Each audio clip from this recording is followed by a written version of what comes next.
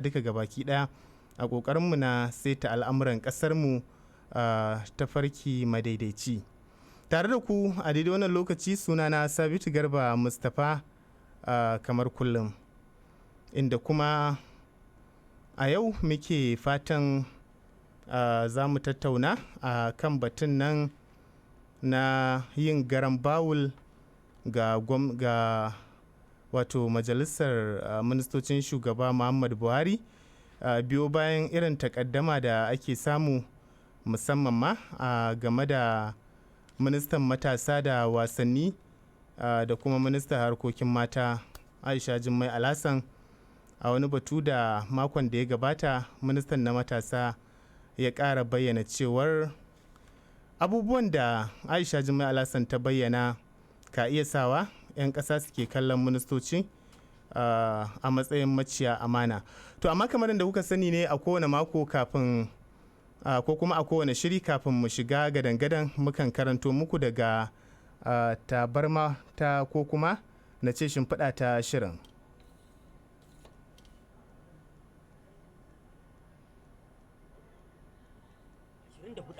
Human Rights Radio mita 101.1 irinsa na farko a faɗin duniya yana nan a lamba 1184 jikin Games Village a garin Abuja, wanda mamallaka Berkete Family suka samu ƙarƙashin jagorancin Ordinary President Ahmad Isa.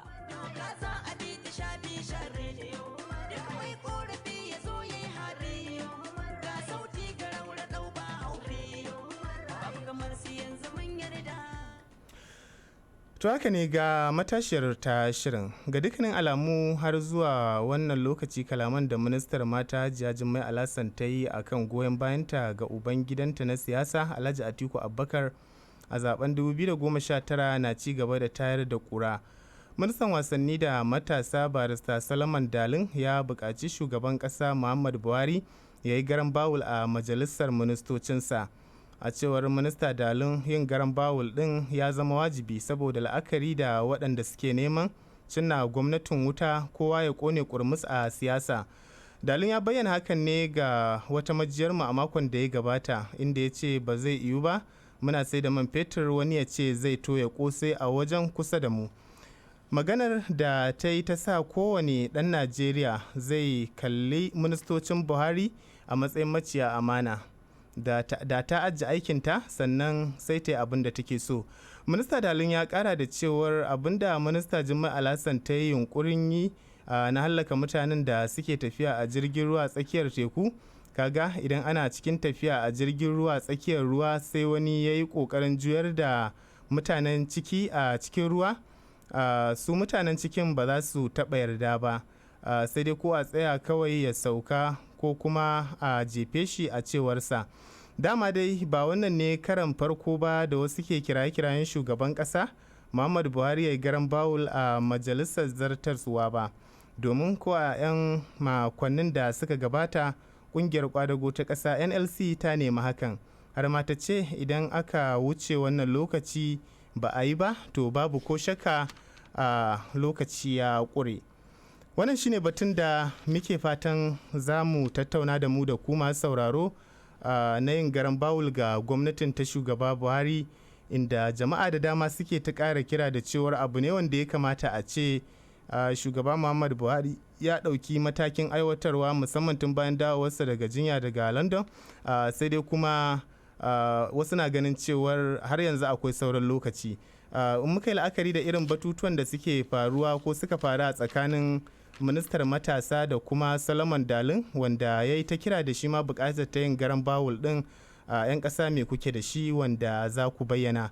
A babban bakon da muka gayyato muke fatan kuma kowane lokaci daga yanzu zai sami damar shigowa, wani masani ne akan al'amuran siyasa, mai fashin bakin al'amuran yau da kullum, Hussein Abba, wanda kowane lokaci daga yanzu muke fatan shigowarsa kamar yadda ya bayyana mana yana kan hanyar karasowa.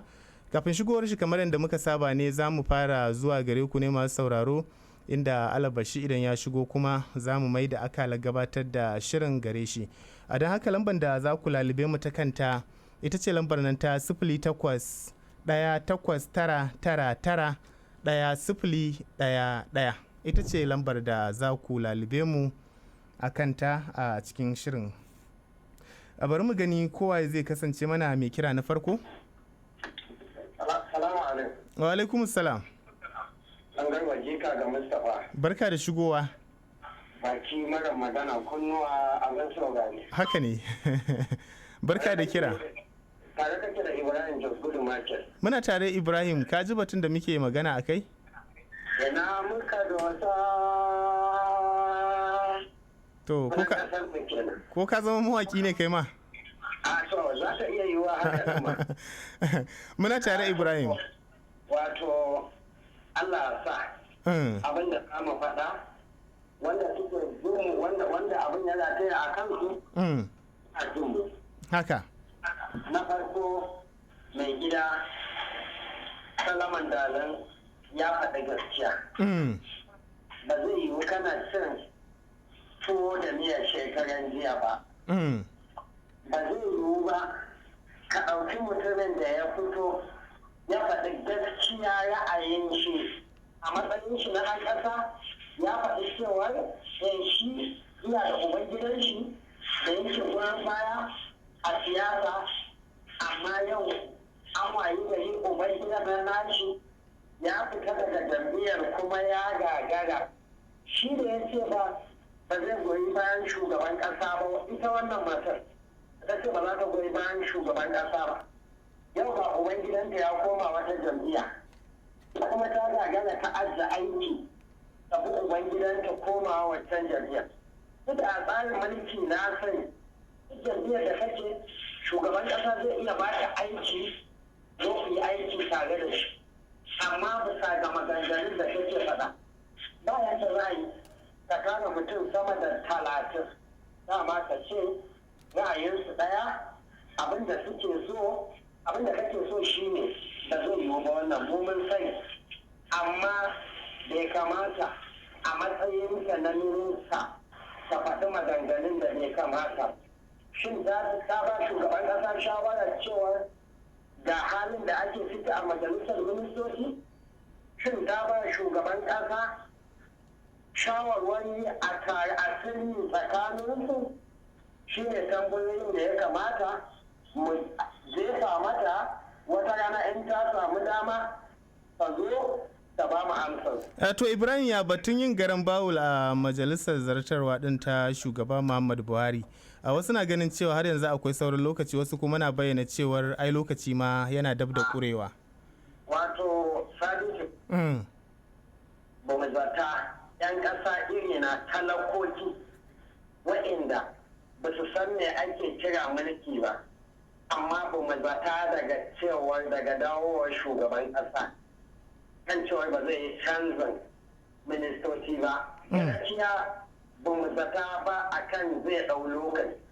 Duk da wani laifin ba mu fito yau mu faɗa gaskiya.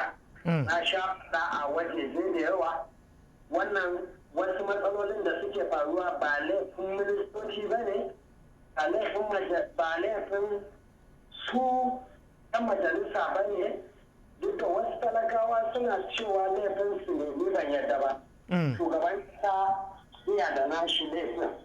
Tunda mutane na fitowa suna faɗan ga inda kurakurai yake da gyara. To amma har yanzu lokaci bai fure ba. Ya je ya nemo 'yan siyasa wa'inda a jihohin mutane suka san su, mutane suke son su, suke so su wa mutane aiki, zo a haɗa hannu da ƙafa da komai a ciyar da ƙasar nan gaba. Lokaci bai fure ba. Tunda idan yau ya yi garan bawo ya dawo, aƙalla suna da sauran shekara 1 da wata 8 ko 9. Kada musu ƙarfin sun yi aiki, don Allah ya da ci gaba, za a samu ci gaba mai ɗorewa, za a samu ci gaba wanda mai amfani. Na gode, a tashi lafiya. Mun gode Ibrahim da kira da kuma wannan gudunmawa da ka bayyana. Masu sauraro, a ci gaba da lalubar mu ta kan lambar mu 0819899101. Shirin nan ne na zauren 'yan majalisu da 'yan siyasa ke zo muku kai tsaye daga nan kafar kare haƙƙin al'umma ta Human Rights Radio mita 101.1 da muke watso shirye-shiryenmu daga nan Kaura District a nan babban birnin tarayyar ƙasa. Bari mu je ga mai kiranmu na gaba. Hello? Hello? To akwai tangarda akan wannan wanda ya kira, da fatan za a yi afuwa a sake lalubar mu ta kan lambar da ake shigowa. Hello, barka dai. Wa alaikum salam.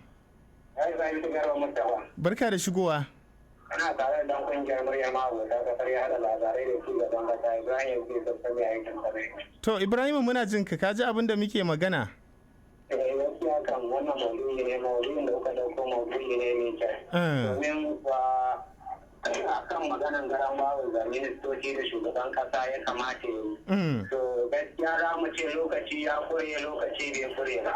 Tunda ba mu taba tunanin cewa za a kawo yanzu wasu daga cikin ministocin nan a cewa a yi musu rigayen ba. Idan muke la'akari da yanayin tafiyan hawainiya da wayannan ministoci suke yi.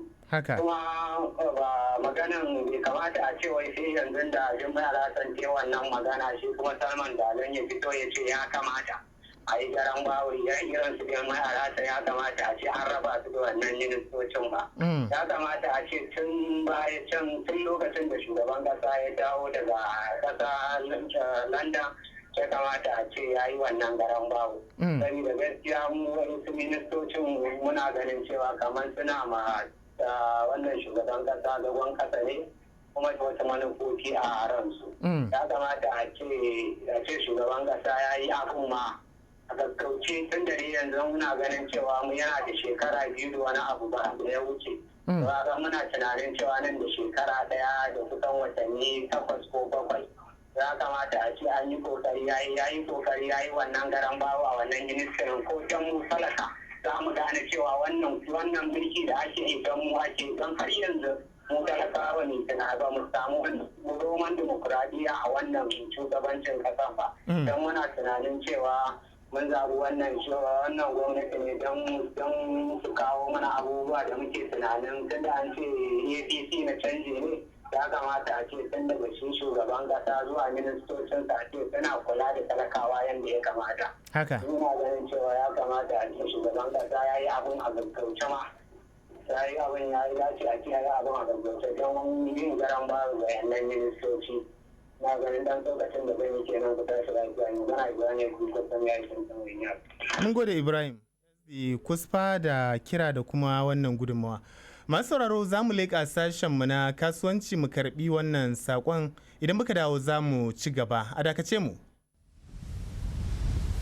Human Rights Radio.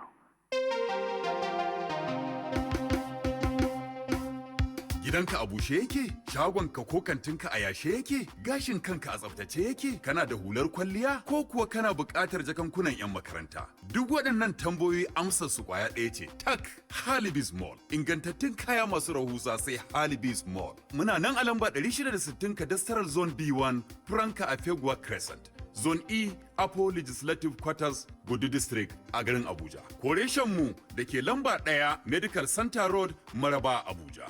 Ko lamba 21 Sarki Mai Zabo Road, Daura da FMC Kefi a jihar Nasarawa. Za a iya tuntubar mu akan lambar waya 081-59-51-00-00. Halibis Mall. Mun shirya bin karamar riba don neman albarka.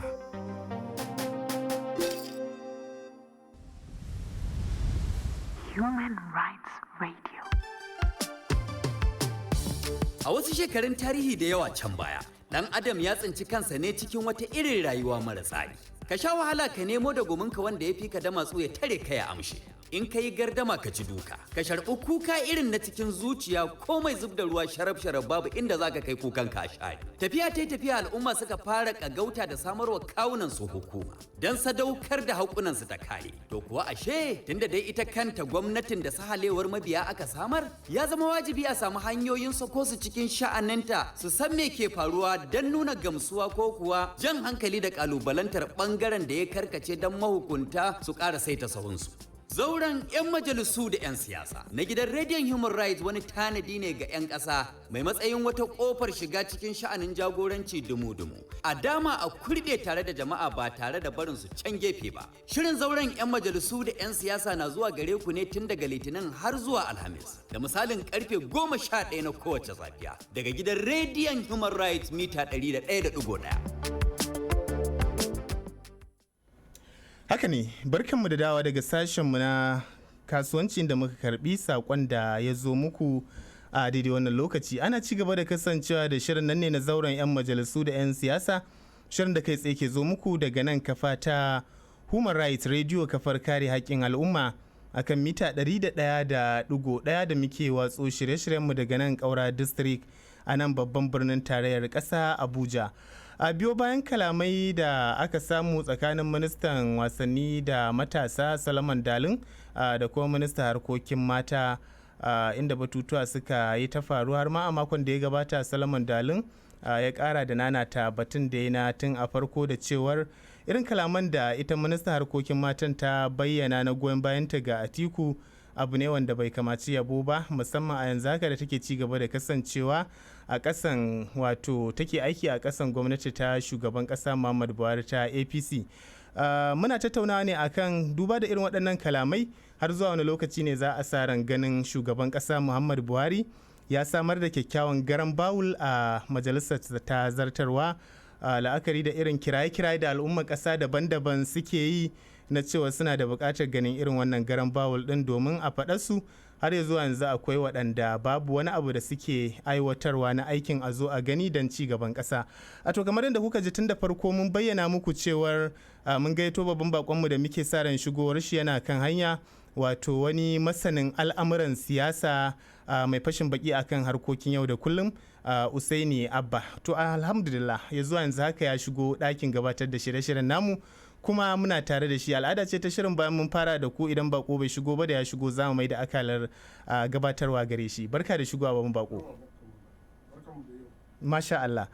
To ka ji batun da muke yi, bari mu ji abin da ya kamata ya kasance a batun nan na garan bawul, inda waɗansu 'yan ƙasa suke ta ganin cewar ya kamata shugaban ƙasa Muhammadu Buhari ya yi wannan abin. Wasu na ganin idan an wuce yanzu ma lokaci ya ƙure, inda waɗansu kuma suke ganin cewa har yanzu akwai sauran lokaci. A ra'ayinka na ɗan ƙasa. Kamar yadda nake magana ko da inda muka tattauna tsakaninmu da wasu 'yan siyasa, nake ce a tunani na dai ka san sallah da mai raka hudu, inda mutum ya yi biyu ya sake tashi na uku, to a tunaninsa shi mai sallah ya kusan idarwa.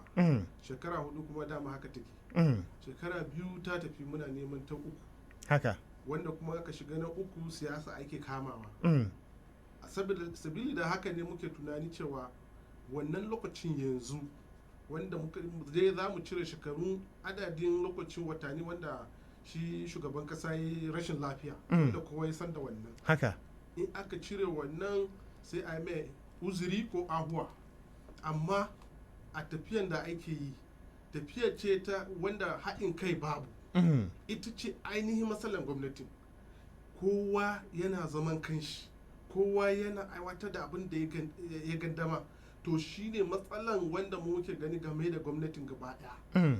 Ba mutum ɗaya, shi baban yadda muka sani, wanda wata shida da ya ɗauka kami appointment na minista, wannan lokacin kami ya shigo, wannan lokacin kami appointment in ministers, to daga nan ne mutane muka gan cewa to inda hakan zai kasance, aka zo aka samu ministoci wanda ya kamata ce sun fahimci juna kuma sun san me gwamnatin nan, me damuwar kasan nan, saboda ba wanda zai gaya maka mutane Najeriya talakawa suna son Buhari, suna son shugaban kasa kai sai ko ina ka faɗi wannan gaskiya ne. Amma mutanen tunaninsu yanzu, shin Buhari yana son su haka yadda suke son shi? Buhari yana son su, amma an samu matsala wajen irin wannan rashin haɗin kai, minista da director, minista da mutane majalisa da mutanen judiciary, masu abin nan bangaren shari'a. Irin wannan rashin haɗin kan gwamnati shi ita ta jawo mana wannan matsalar da muke ciki gaba daya.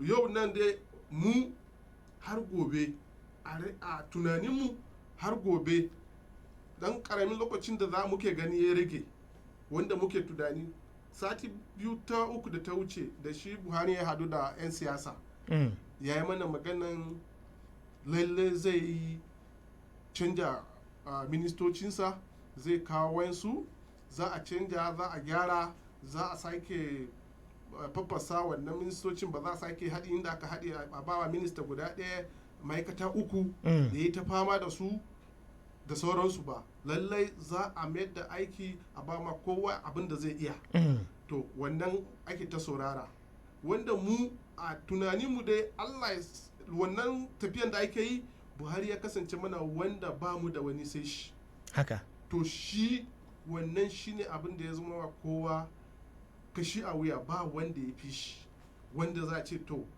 a yi wannan din to amma ma'aikatan wanda suke aiki da shi suna kokari su ɓata mishi rawansa da tsalle to shine damuwanmu yanzu kuma muna ta jira ya zo ya yi gyaran ya caccanja mutane ya kawo wanda ya kamata wanda suka san wanda suka yi wannan wahala da shi wanda su ba wai yanzu duk wani matashi da ya yi Buhari wanda yake tunani ko mukami ko wani abun da yake nema suna ne ba kudi ba amma ka kawo wanda ya riga yi suna lalle kudi zai bida saboda suna ya riga yi kuma ana tunani yana da kudin lalle shi zuwan shi nan kudi yake so yi suna ya riga ya samu suna watakila idan an kawo matashin da zai zo wanda ba sunan zai so ya aiki kenan kake nufi domin da nake nufi kenan to in ka kawo matashi wanda dama bai da sunan shi yanzu yan da aka kawo shi minista Abuja da farko me yi ba suna yi ba ya yi suna wanda har yau an kasa samun wanda ya yi sunan shi amma yanzu da yake neman gwamna ba lalle bane ka ce suna yake so yi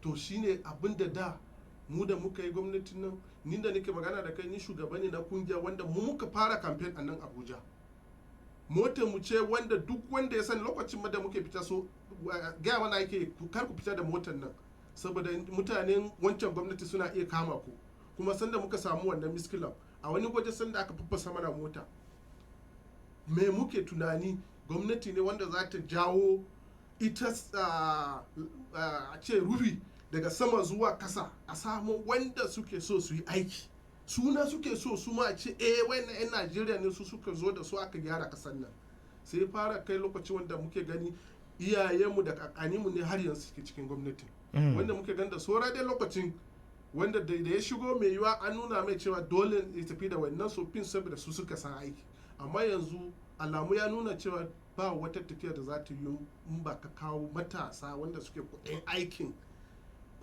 suke yi so aikin suke yi ba don kudi ba ko don su ma ce an rubuta sunansu a matsayin 'yan Najeriya da suka sa kasar nan ta yi to ana ci gaba da kasancewa da shirin nan ne na zauren 'yan majalisu da 'yan siyasa shirin da a daidai wannan lokaci ke zo muku daga nan kafa ta kare 'yancin al'umma ta Human Rights Radio mita 101.1 inda kuma kamar yadda kuke jin mu muna tattaunawa ne akan batun yin garan bawul ga gwamnatin shugaban kasa Muhammadu Buhari kuma muna kasancewa da wani masanin al'amuran siyasa ne Hussaini Abba da ke yi mana fashin baki akan wannan batu kamar yadda kuke jin mu.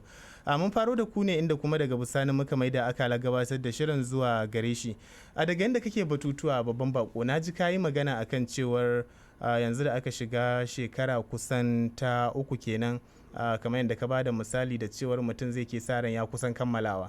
To kai a fahimtar ka da ra'ayi irin naka wannan batu na yin garan bawul wanda ya sha samun kiraye-kiraye daga al'ummomi da shugabannin al'umma daban-daban wanda har daga matar shugaban kasa din ma ta yi wani zargi makamancin haka na cewar asalin waɗanda aka sha wahala da su ba kuma da su ne aka zo ake tafiya wajen gudanar da ayyukan nan ba a fahimtar ka da sauran lokaci wannan maganan a na ni a yadda ne ke ganinta wani abu ne wanda na kasa gane ita dabara da take bayan wannan tafiya da wanda ba da su aka yi aiki ba ba da su aka sha wahala ba saboda duk inda na sani wanda aka je yaki da su ake raba ganiman yaki amma ga wannan zancen ita ce wani abu ne wanda na kasa fahimta shin manto aka yi ko dama rashin lissafi aka yi cewa lokaci kai da muka ci mu nemo saboda mun samu wannan matsala ko gwajin party da kamin mu ci zaɓe mu supporters group kungiyoyi da suka yi buhari a bisa lissafi da aka yi muna tsakanin 100 da wani abu amma bayan cin zaɓe da aka ɗauko littafin sai aka ga mun kai 200 da wani abu to hagan nan masu hannu da tuni sun fara shigowa wanda ba su yi wahala ba amma sun san yanzu ta nuna suka fara shigowa to wannan abu ne wanda ni ne ke gan cewa ka san kowace gwamnati ka gan kwankwaso da aka yi ta kwankwaso sanda ya dawo da ya mulki da farko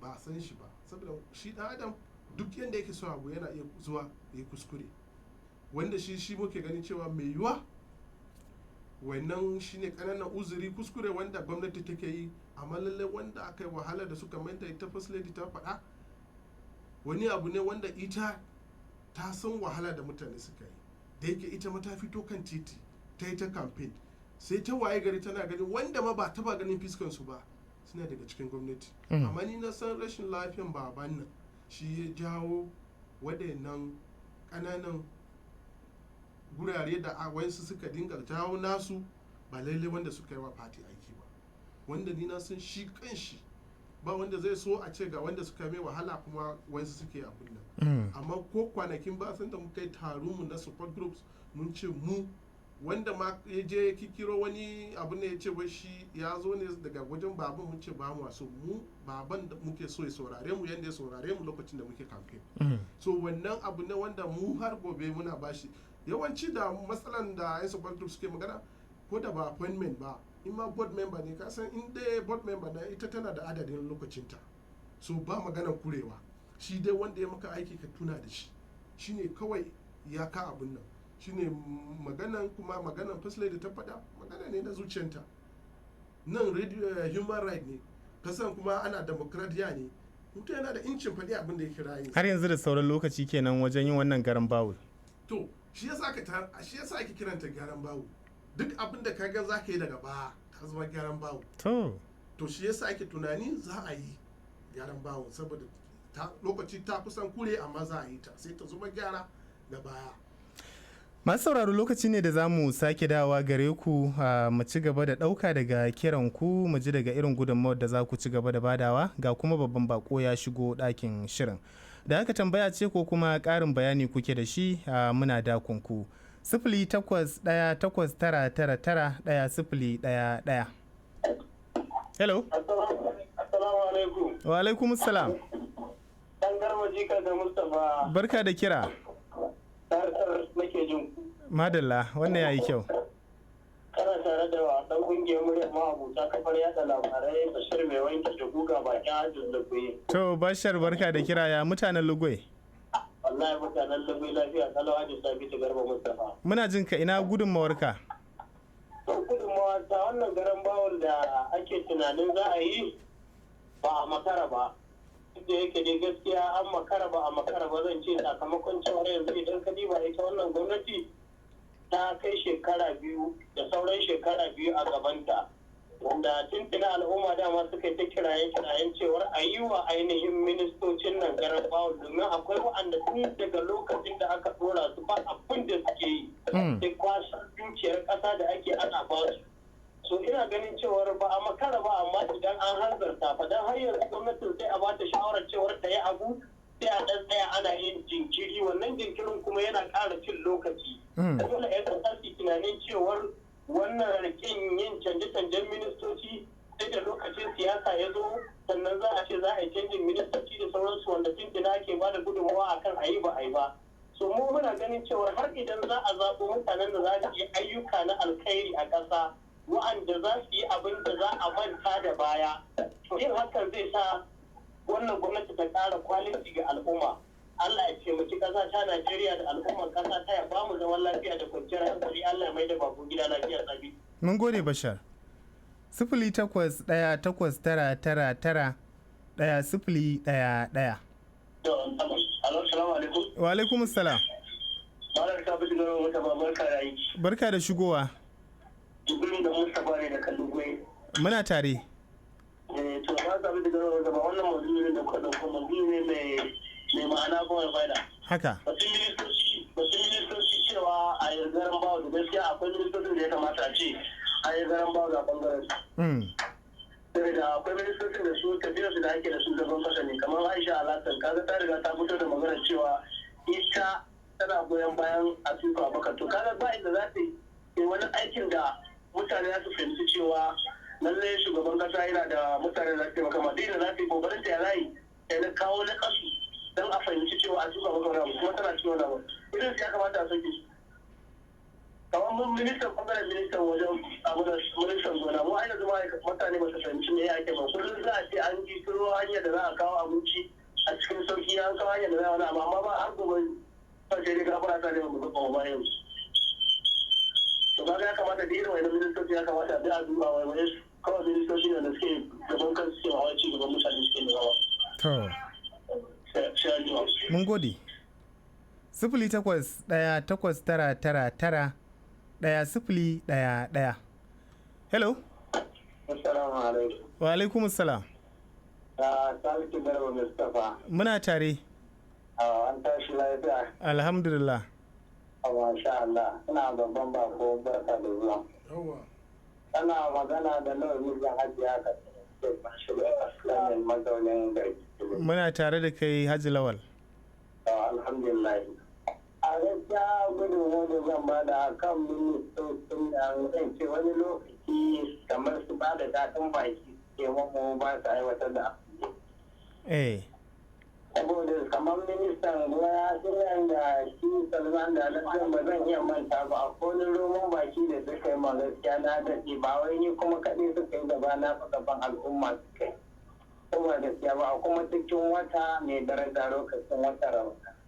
Masu wannan alkawarin a cikin masallaci ma ba wani abu a gane ko amma har yanzu ne ban ga abin da suka fitar da shi wanda zan tabbatar wani ya zo daga su ba a matsayin su da muka ɗauka matasa masu kuma goya mun baya a ƙasa to da ka kamar ita Aisha da ni ban taɓa ganin ta ban taɓa jin wani abu daga bakin ta ba wallahi abin da ta yi ban tabbatar da gaskiya ne ba gaskiya ba ne amma ta yi bitilci saboda a rayuwa duk ɗan adam idan mutum aka ce yau ni ne na ɗaga ka ba garin ku ba duniya ake jin maganar ka tana da kyau bai kamata kai mutum saboda kowa yana son sakamako zuwa gaskiya ba da an hana matasa an ɗauka an ganta ta tana cikin matasan ne a yasa aka bata ko a cikin matasan da yasa aka bata ya kamata ce ta yi ƙoƙarin da koda ba ta fitar da marasa kunya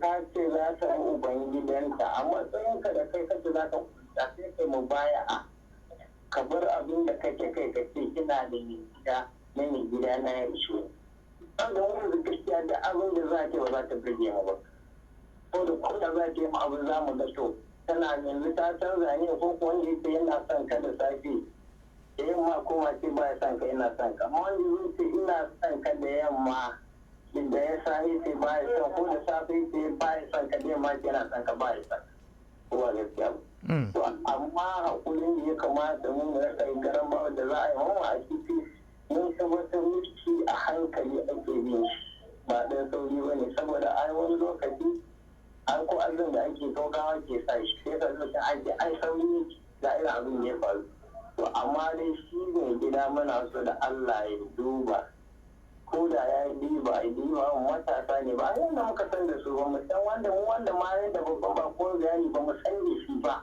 a kawo shi yi aiki duniya ta san shi ko don saboda gaba saboda in shi ba mu san da shi ba kaga zai ta yana so ya zama duk wani ɗan ƙasa ya san yau ni ne wani kuma gaskiya ba to ya gudun wanda zan bada kenan Allah mai da babban ko ba ko gida lahiya a tashi lafiya.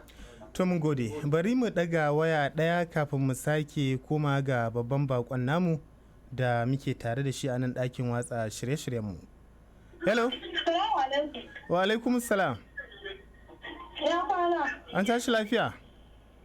Lafiya, daga kana magana da Usaina ka don Gombe da gari ko police Istanbul. Muna tare Usaina. To mu ne gaskiya ba abin da za mu ce wa Baba Buhari sai dai fatan alkhairi. irin abubuwan da yake gudanarwa gaskiya mun gode ma Allah. Saboda duk wanda ya ce wai bai ga wai abin da gwamnatin nan ke yi ba, to gaskiya ba shi da godiya Allah, ni dai a ra'ayina. Kuma mu muna roƙon jihar Muhammadu Buhari da ya fito a 2019 ya tsaya a kan layin neman zaɓe, in Allah ya yarda insha Allah mu kuma za mu dangwala mai ƙoƙarinmu da mu zaɓe shi. Saboda mu wannan gwamnatin ta gama mana komai. Ko da akwai sauran abubuwa sai dai irin sauran abubuwan da ba a rasa ba. Kuma insha Allah kafin lokaci ya cika mun tabbatar Allah ya yarda wannan gwamnatin za ta aikata sauran abubuwan da suka rage. Da fatan za a tashi lafiya, ina babban bako barka da zuwa, kuma da fatan za a koma gida lafiya. Alhaji Hussaini gare ka zan sake dawowa ba da jin ra'ayoyi da batutuwan 'yan Najeriya akan maudu'in da muke tattaunawa, me za ka kara? Shi yasa kullum nake magana cewa shi Buhari shugaban kasanmu general wani mutum ne wanda Allah ya mai wani ɗaukakawa da bewa. A yanayi da 'yan Najeriya suke ciki yau, ba mutumin da za a ce yau shi yake shugaban kasa.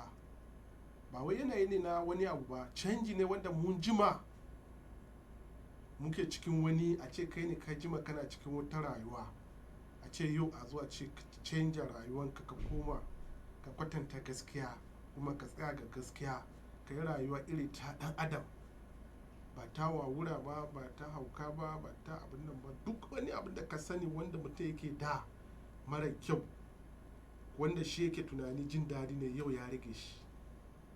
Har ya shi kansu yanzu fara fahimta cewa sai da wannan shirme nake yi, to ba komai bane. Shi yasa kake gani shi ba mutum bane wanda yau a ƙasar nan sai dai a ce a jira shekaran shi 8 ya tafi, amma ba mutum bane wanda muke ga akwai mai kada shi. Maganar nan nake ba wai don wani abu bane, saboda mutum ne kawai wanda Allah ya riga ɗauka kashi ga wannan gwajin na shi ne. Shekara 4 mu kiran muke yi kamin ya tafi, ya zama to yana so ya tafi bayan shekara 8 ɗin ma muna tunani cewa inda da hali da ya ƙara, to irin wannan muke so in ya zo tafiya mu ji cewa saboda abin da ya awaita mu ga muna tunani muna ce me yasa ma ba 12 ake yi ba. To kar ya zo dai a ce muna ce kamar yanzu da mutane suke tunani cewa lokaci yana kurewa da sauransu, ai masu sonsa suna tunani cewa ya kamata ya gyara. Ai duk wanda zai kira ka kai gyara yana kaunanka ne, wanda baya kaunanka zai ce a ci gaba da ka ci gaba da barna, saboda in lokaci ya zo mutane su samu abin da hujjar da za su cire ka. Amma duk mutum da zai tunatar da kai ya ce kai dan labai wani kaza kaza son ka yake kuma ya maka wahala, kuma da tun da ya yi abin da ya kamata ka zo ka can, amma wanda bai damu da kai ba bacci yake dadi masu ke. Muna batu akan garan bawul na majalisar zartawa ta shugaba Muhammadu Buhari. Akwai al'umma ba da batun da ita ministar harkokin mata ta Aisha Alhassan da suke ganin cewar abin da ta faɗa mulki ne na demokradiyya, 'yancinta ne.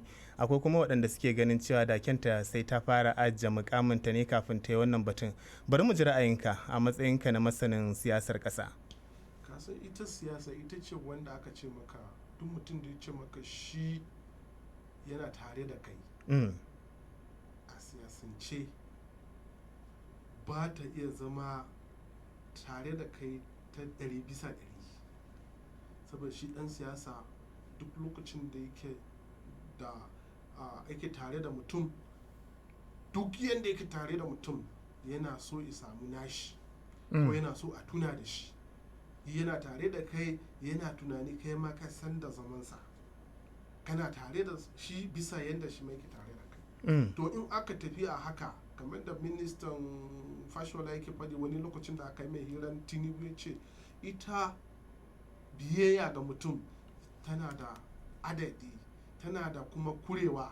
In ta kai ga wannan ko tsakanin uba ne da ɗaya na iya ce kai ba lalle ba ne. To haka siyasa take. Ita Aisha a yanzu wannan zancen tana tunani da zaran Buhari ya dawo zai cire ta, sai ya zama to da ya zo bai cire ta ba. Me yiwuwa yanzu ma ya fi jawo ta kusa. Shine bature yake ce wani kasan makiyinka ka jawo shi kusa.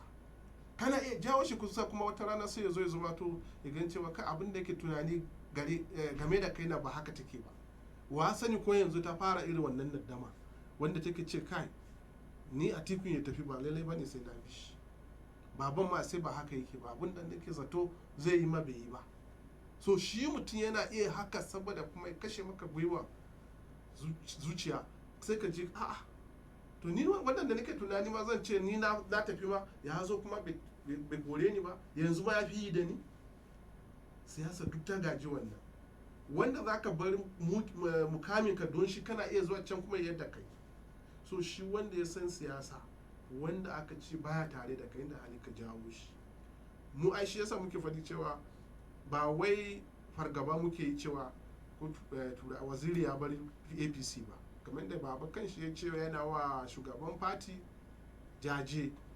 Lallai ne mutum kamar Atiku ya bar fati za ka ji kun rasa wani dan siyasa wanda ya kamata ce a tallafi dai za a yi ta tafiya da su, amma suka ce za su tafi a human right yadda muke magana ba za ka hana shi ba, kuma siyasa za ta ci gaba. Ita Aisha ni kullum fadi ne ke cewa tunda ita kanta ta kasa ajiye siyasa, ita ma tana son siyasa. Abinda ta yi wa Buhari in butulci ta yi ita maza mata, tana kuma sai ta rike wannan ta zo daga baya ta koma sai a gane cewa wace a sai ita kawai mukamin ne mata daɗi ta ki tafiya, sai a gane cewa sai ta kuɗin ta har yanzu ba bai kai ya kawo ba, a sai can ɗin ta ji aka mata wani abu za ta tafi. To haka take. Gaskiya ne. Masu sauraro za mu sake dawa gare ku don ci gaba da ɗaga wayoyinku a shirin da ake kasancewa da shi na zauren 'yan majalisu da 'yan siyasa. Kai tsaye shirin ke zo muku daga kafar kare 'yancin al'umma ta Human Rights Radio mita 101.1 da muke watso shirye-shiryenmu daga nan birnin tarayyar ƙasa Abuja. 08199991011 ita ce lambar da ake lalubar mu, a yayin da kuma gefe ɗaya muke tare da babban bakon na masanin al'amuran siyasa Hussein Abba, wanda ke mana fashin baki akan wannan batu da muka ɗauko na garan bawul a gwamnatin ta shugaban ƙasa Muhammadu Buhari. Hello. Barka dai. Salamu alaikum, barka da kokari. Madalla wa ke magana? Yawa, sunana Muhammad Yunusa a tafowa daga nan DG kasuwan tumatir. Muna tare Muhammad. Yawa, na ji daɗi da wannan shiri kuma alhamdulillah ina muku addu'a da fatan alkhairi, kuma ina mu shugaban Muhammadu Buhari fatan alkhairi. Madalla. Maganin garan bawul a majalisar sa abu ne daman mutunci kamar abin da wasu mutunta wa riga da kiso ne da kwarkwata. Kishi wa Buhari ya kamata sai ya tantance ya san su wane ne. To unfortunately rashin sa da aka yi Buhari ya zaɓa yana ga cewa ya amana sai zai rage mishi amana sai aka samu matsala. Bai kamata kana gwamnati kana minista har ka tafi ka ce ba ka tare da shugaban kasa kana tare da wani daban kuma a bar ci gaba da zuwa da gwamnati ba. Dan ma Allah ta shi Buhari mutum ba bai damuwa da irin wannan ra'ayin ba, amma da wani gwamnati ne wanda ma ta kai zuwa ba da tun kina yi gaba da ita wanda suna ma wani guri daban ba nan ba. To yana da kyau a yi garan bawul a duba a gani kamata. Gaskiya ne idan Buhari ya tsaya ya dage ya yi kokari babu wani matsala in Allah din na yi ma zai ci. Amma in aka bari irin wannan ministoci wani yana fitowa ya nan wannan minista ya nan wannan minista ya nan ai tsari ba zai tafi daidai ba kan gwamnati ba ta yi wa kishin yin lai. Kuma dole ne ya zama yana jin shawarar ministocinsa masu ba da shawara wai amfanin su kenan kabinet nasu da masu da ba shawara in sun ga abu zai ɓaci mushi su faɗa masa a'a shugaba nan ba akwai matsala a gyara, a'a shugaba wancan bai daidai ba a gyara, a'a shugaba wani abu bai daidai ba a gyara, abun ba haka ba tsari ba bari ba mulki ba ya zuwa mutum da. Na gode mai magana Muhammad Yunusa daga nan kasuwan tumatir DG. Mun gode Muhammad Yunusa. 08189991011. Hello. A nisanci akwatin rediyo. To, layin ya katse. Idan an kira ake nisantar akwatin rediyo ko kuma a kashe ta gaba daya. Hello? Hello, salamu alaikum. Wa alaikum salam. Ma Sabitu barkan ku da kokari. Barka da shigowa. Da kuna tare da Ilyasu Angon ta Eliya Okurki Local Government jihar Katsina, memba a kungiyar murya talaka reshen jihar Katsina. Muna tare Ilyasu. To alhamdulillah na ji tabbas abin da ake tattaunawa game da wannan garan bawon da mai girman shugaban kasa ake fatan yin sa a gare shi. Haka. To ni na ganin gaskiya an baro kyau tun ranar haihuwa. To kamar ya? saboda ka san al'amarin wannan tafiya da aka taho da ita, ka san kamar farauta ce aka tafi, akwai wanda ya tafi da bindiga, wani yake da kwari da baka, wani ya tafi da kiri. To da aka ci naman da aka kashe, naman da aka jewa da duk kowa ya halba, naman da aka kashe sai aka ga babu rauni a cikinsa.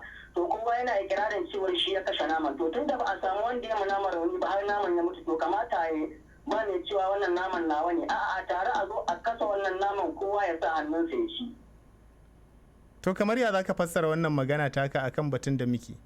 To alhamdulillah duk wannan takaddama da ta taso in ka lura irin abun nan ne da ake cewa ka san wasu ne suke hange a cikin irin wannan tafiya an maida su tamkar ɗinkin sallah, wato ka san shi ɗinkin sallah idan aka riga aka yi shi idan baka da hali ba za ka sanya shi ba sai wata sallar in ta kewayo ba mamaki sai kai ta amfani da wa'anda kayan da kake sanyawa a cikin gidanka.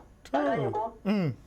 To saboda haka ina gani tafiya ce an riga an shirya ta wasu sun ɗauki tafiya da tafiya ce ta bako da ɗan gari.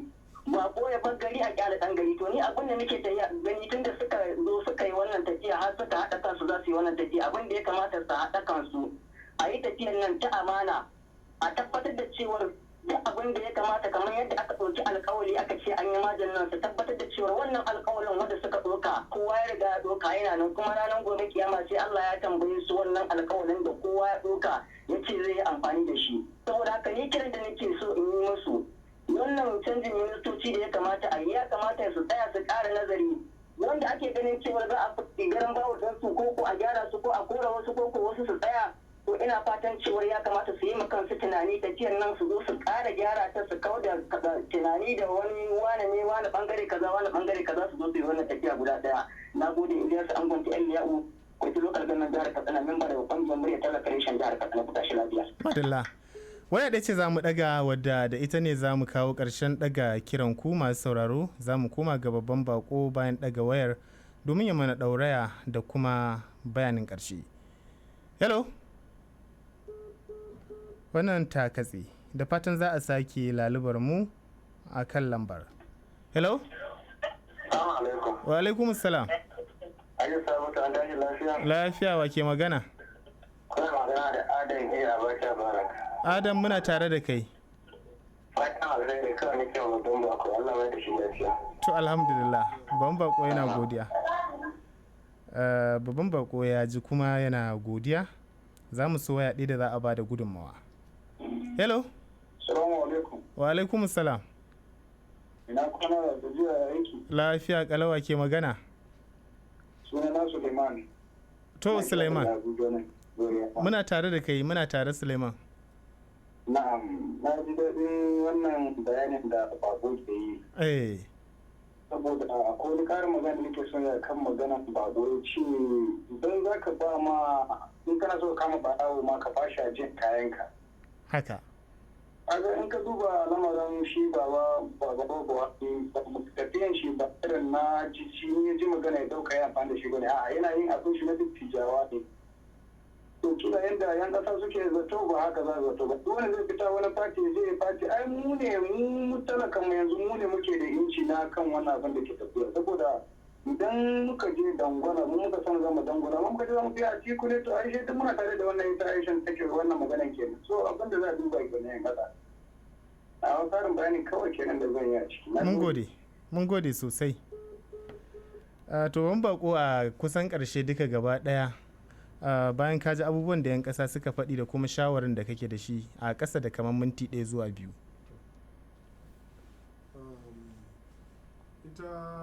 Ita siyasa dai mun fara tafiya muna barin siyasan kudi da wawura da samu yadda muke so. Sai dai mu fara tunani yadda za mu yi siyasa wanda mutanen ƙasa 'yan ƙasa wanda suka ba mu amana su za a yi wa aiki.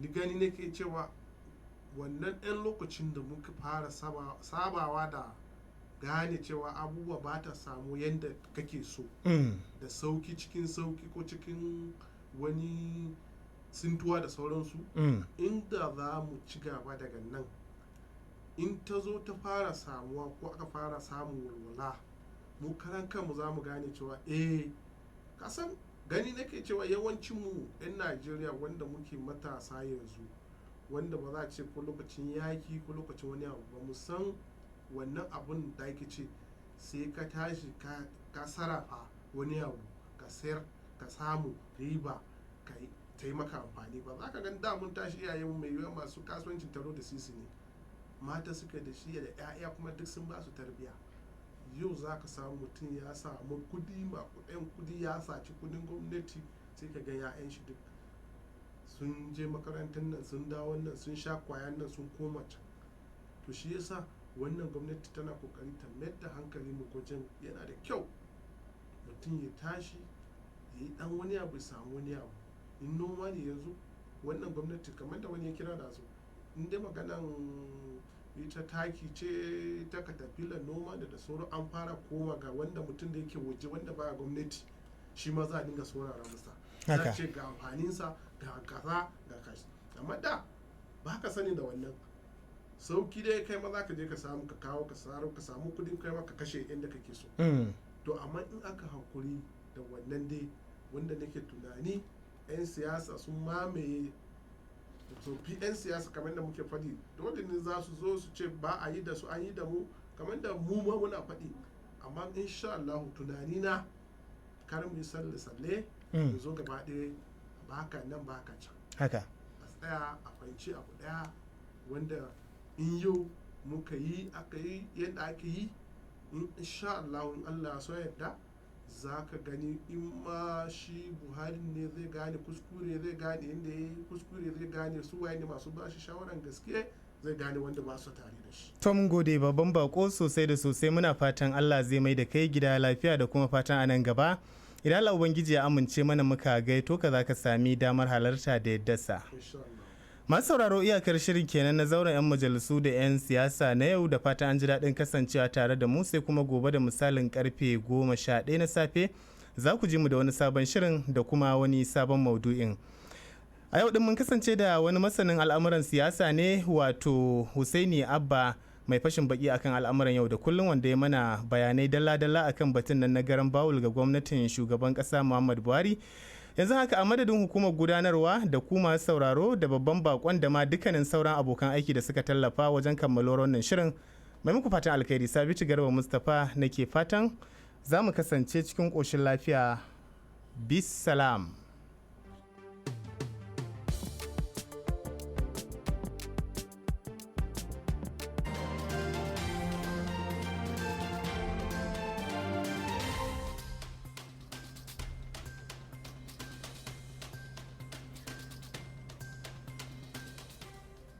Hello, thanks for joining us. Welcome to the news at noon on Human Rights Radio 101.1 FM Abuja. My name is Ruth Usman.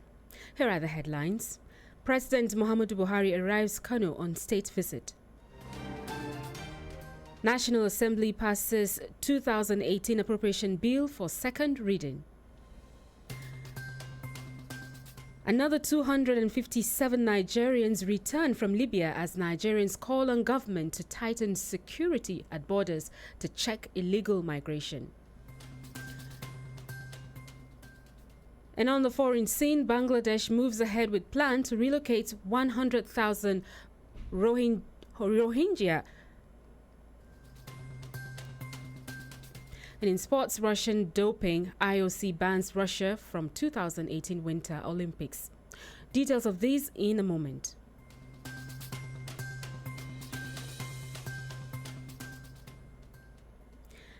President Muhammadu Buhari has arrived Kano on a state official visit. His arrival was announced by his personal assistant on new media, Bashir Ahmed. While in the state, the president is expected to commission some projects in the state. This is his first official visit to the state, which gave him 1.9 million votes since he was elected president in 2015. The Senate has passed the 2018 appropriation bill for second reading. The bill was referred to the Committee on Appropriations for further legislative action. The upper chamber of the National Assembly has also adjourned plenary to December 19, 2017 to allow the standing committees to hold budget defense sessions for federal ministries, departments and agencies. Senate on Tuesday also passed the medium-term expenditure framework for 2018 to 2020, raising oil price assumption to $47 from $45 per barrel. Meanwhile, the House of Representatives was in total agreement with the executive on the set parameters in the 2018 to 2020 medium-term expenditure framework, MTEF, and fiscal strategy paper, FSP. In consideration of the recommendations, the House resolved that benchmark for crude oil production of 2.3 million barrels per day be retained as proposed by the executive for the 2018 budget. The House, however, reviewed upward from $45 to $47 per barrel as the benchmark for the fiscal year 2018. This is as the 2018 appropriation bill scaled second reading on the floor of the lower house. Considering the bill, the members said there is a need to look at the budget critically. As Parliament, we should not allow budget to be just a matter of ritual. Ritual in the sense that it is just brought to us like any other period. We just consider it and pass it as it is brought. From now on, I think as a Parliament, we should be responsive and look at it critically. And we know every year, most of the problems we are facing with the budget is on implementation. Then we should look at how we should try to curb that, to stop that from happening in future appropriations, like this current one that we are considering. We should also look at reduction of recurrent expenditure. Considering the situation of this country, use unemployment to look into the recurrent expenditure and take certain percentage and earmark it for National Salvation Trust Fund, whereby a special implementation committee will be recommended in the budget here, and we should recommend to the executive that it must be implemented as prescribed by us in the appropriation bill. That fund will take care of the youth. They also said implementation of the budget is very key. We should also place caveats in this budget. We should not just pass budget and allow the executive to go and do how they like. When we pass the budget, there must be time frame and timelines. From in first quarter, there must be so percentage of releases and implementation. If we introduce that, nobody will sit down in his office, in the office of the Accountant General, in the office of Ministry of Budget and National Planning, and other ministries and MDS. They will not just go there and decide when they intend to implement and what percentages they can implement. This House or the National Assembly as a whole should go on oversight to ensure compliance.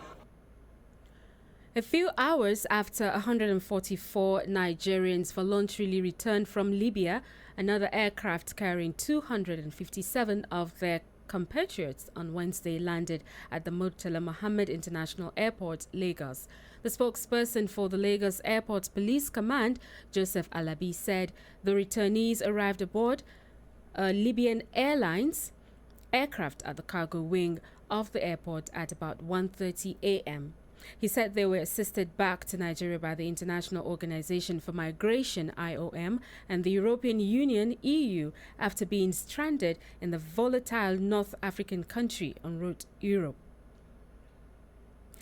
Porous borders, insecurity, and reluctant attitudes of government agencies have been identified as the major cause of illegal migration into the country.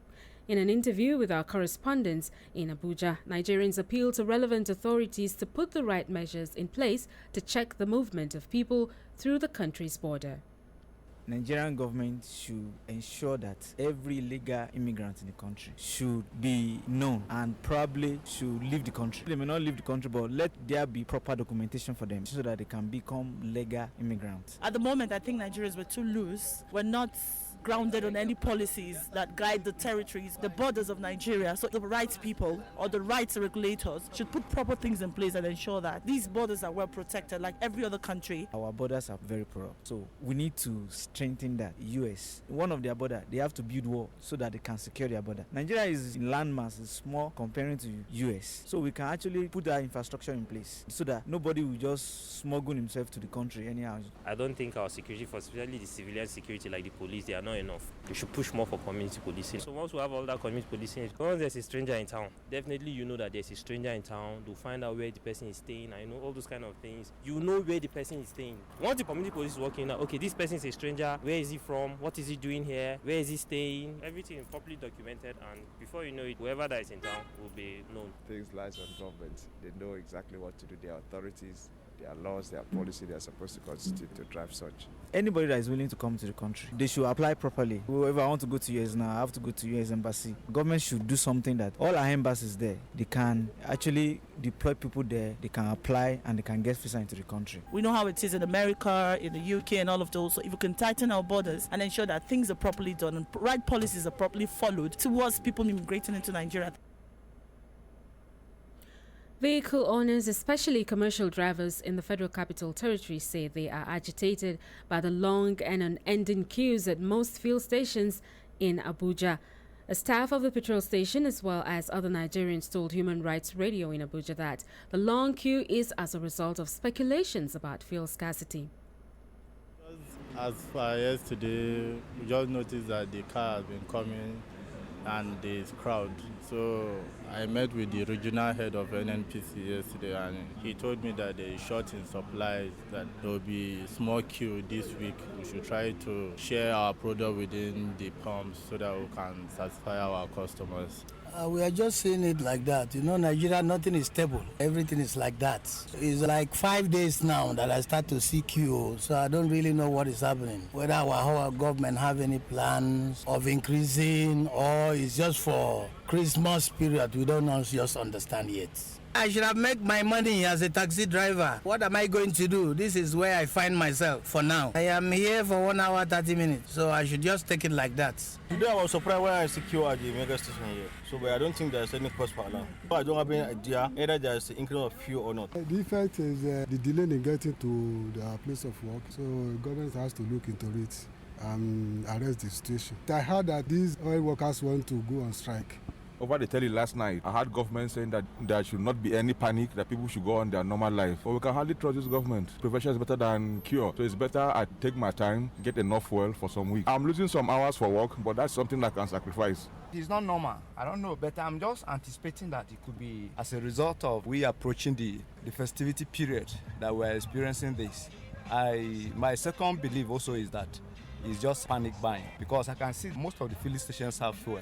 By now I would have been where I'm going to, but I'm still on the queue here trying to buy fuel. It's abnormal. I've never experienced this all these days. Yesterday, we learned that NNPC is saying that they are not going to increase the fuel pump price. And all of a sudden this morning, we wake up, we are experiencing queue. And the thing is getting worse. I'm just leaving one of the filling stations now where there is also queue. So, and we have been here. We don't even know what is happening at the front, whether they are selling or not. This is the time we normally do our work, and we have been on this queue for a long time. I'm not the only one. Other taxis are still on this queue also. So we are really pleading. So we urge the government to do something, to come to our aid, especially with the taxi driver.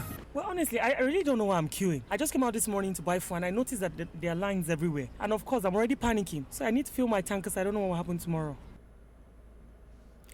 The Minister of State for Petroleum, Ibe Kachiku, in what could be seen as a swift reaction, has ordered the release of products in storage to cover for the current shortfalls that may have given rise to the resurgence of fuel queues.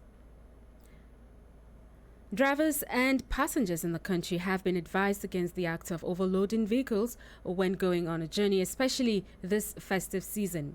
According to a road safety official and other concerned Nigerians, the act of overloading jeopardizes not only the lifespan of the vehicle, but human lives as well.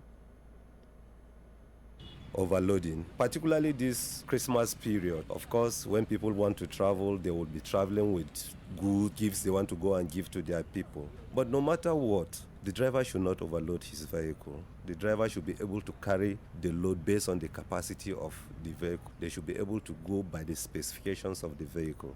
It's not good for drivers to overload their vehicles. One, some drivers don't even consider the tires they have because they want to make quick money. Then they will just overload, and it's a risk on their part because they put their life in danger. The passengers they are carrying in danger. Overloading itself is a crime against traffic laws. First of all, you consider the human resources implication of overloading. One, it results in accident, and that leads to loss of lives and properties. If you carry overloading, you are reducing the lifespan of your vehicle, which is not good. In the advent of accident again, the space for movement will not be there. And that's why you have more casualties in an overloaded vehicle rather than the one that is quite all right. I had a friend who lost his arm simply because of overloading. If you make money and kill the vehicle, you have not helped the situation. If you make money and you are not there to spend the money, it's not a good one. Overloading is a crime against law of the land and against humanity.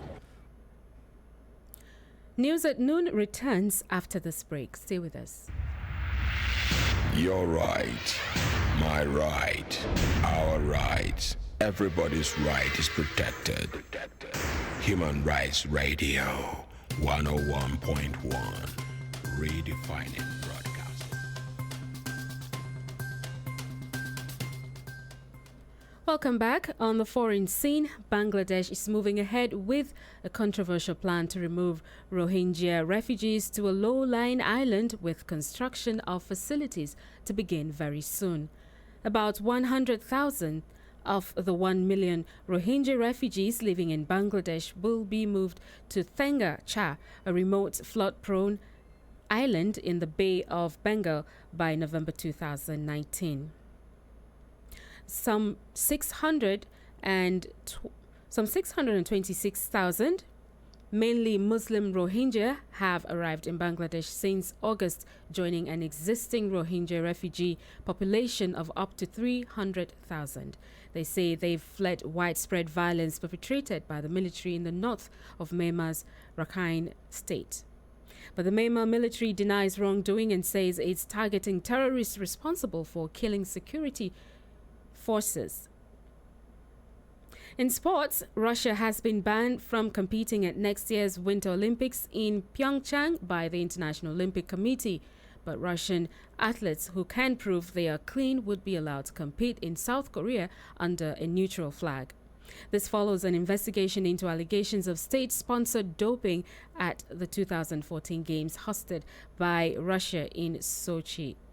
The decision has been widely condemned in Russia, with some politicians urging a boycott of the Games, though other officials have welcomed the chance for clean athletes to take part.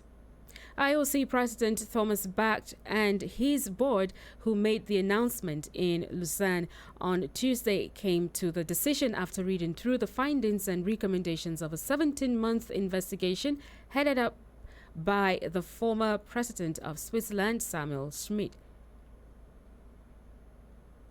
That's it on the news at this hour, but before we go, let's give you a reminder of our top stories.